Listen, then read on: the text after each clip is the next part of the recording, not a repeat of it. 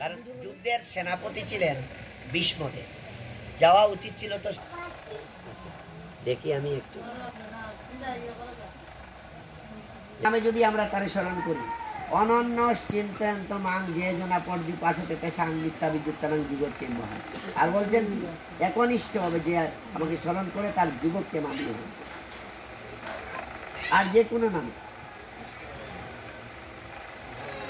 এখানে খালি ওই নামে স্মরণ করলেই যে তারে পাওয়া যাইব আর আরেক নামে স্মরণ করলে যে পাওয়া যেত না, এমন কোনো কথা না।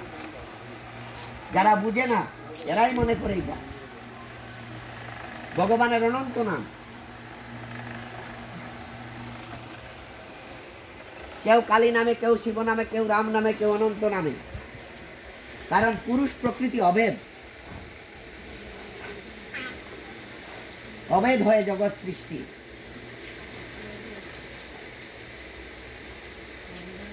কেউ তার বাবাকে বাবা ডাকতেছে, কেউ আব্বু ডাকতেছে, কেউ বাবু ডাকতেছে।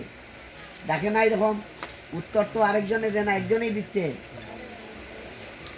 এত নাম কি? বাবা ডাকতো, তাইলে বাবাই তো ডাকতো। আব্বু ডাকবে কেন? বাবু ডাকবে কেন? উত্তর দেয় না। ভগবানকে যেভাবেই আমরা চিন্তা করি, যে নামে ডাকি, সারা দিন। ঠিক আছে, সবাই ভালো থাকো, সুস্থ থাকো। এখানে একটা ইয়ে আসছে, এই কারণে আমি একটু ইয়ে করতে সংক্ষেপে আর কি। যাক, ঠাকুর দয়ানন্দ এই লাখাই থানায় ঠাকুর দয়ানন্দের জন্ম, বামুই গ্রামে। আজকে আমাদের গৌরবের বিষয়, এই লাখাই থানায় ঠাকুরের পদধূলি পড়ছে। এই লাখাই থানা বা লাখাইবাসী ধন্য।